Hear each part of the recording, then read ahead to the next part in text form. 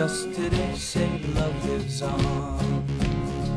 And I see you smile. Alors la réponse est non, clairement. On a un dispositif assez compliqué qui s'est créé par sédimentation beaucoup, historique au cours des 30 dernières années. Il y a beaucoup d'interlocuteurs, il y a beaucoup de dispositifs et surtout on ne sait pas toujours dans quel sens sont orientés les dispositifs, qu'est-ce qu'on prévit comme objectif. Là on a un travail collectif qui a commencé de rationalisation, de remise en plat. L'intérêt pour nous du CSIS, c'est que c'est l'endroit où on peut parler de ce genre de sujet sans effet de manche, sans idéologie.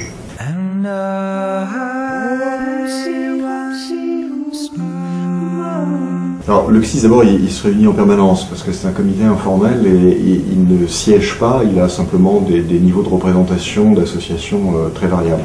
Alors, il est tout à fait exact néanmoins que nous travaillons à la préparation des réunions de suivi et évidemment, avec une nouvelle équipe gouvernementale, il y a une forme de réappropriation des objectifs, de fixation de nouveaux axes. Alors, c'est pas à moi qu'il appartient de communiquer, c'est aux ministres et aux industriels.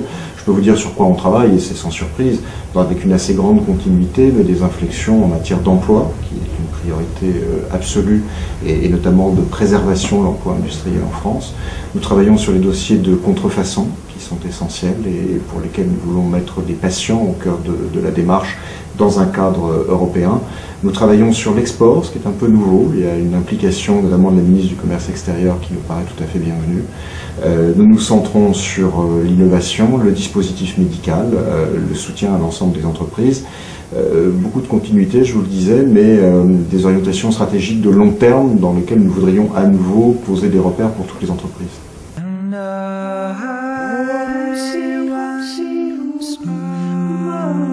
Je crois que le CSIS il est ouvert à toutes les entreprises. Il n'y a aucune discrimination ni par la taille, ni par l'origine, ni par la nature du portefeuille, par le caractère innovant ou pas.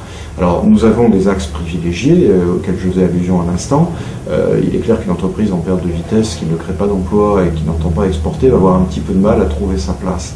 Mais toutes les structures, quelle que soit la taille, ont un mot à dire dans les objectifs que nous poursuivons. Et il y a de très nombreux sujets qu'on aborde avec des petites entreprises, leur rapport à la commande publique, leur place dans le tissu de sous-traitance, leur intégration à des stratégies d'exportation de grands groupes, la préservation de leurs droits, notamment en matière de propriété intellectuelle.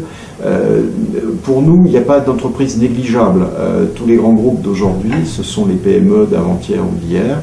La start-up d'aujourd'hui ou la PMI régionale qui est en train de se développer, c'est aussi un champion national. Il n'y a pas de petits ou de grands membres du CSIS, il n'y a qu'une industrie de santé.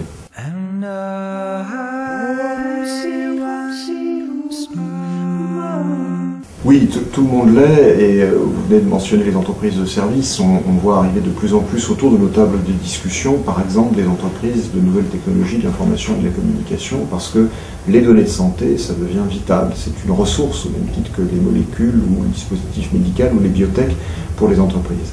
Alors non, il n'y a pas d'autres partenaires, en ce sens que la vocation du CSIS, c'est la relation entre l'industrie et les pouvoirs publics, mais évidemment, il y a des partenariats qui existent au sein de la recherche via les conventions de recherche publique-privée au sein d'Avisan avec la sphère des CHU, via le comité de filière avec les partenaires sociaux et au-delà d'eux avec les élus locaux, notamment dans les territoires.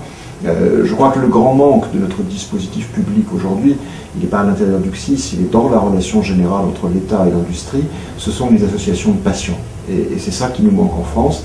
C'est sans doute un sujet sur lequel le CSIS sera appelé à travailler dans les mois qui viennent. Monsieur Thioult, je vous remercie. Merci.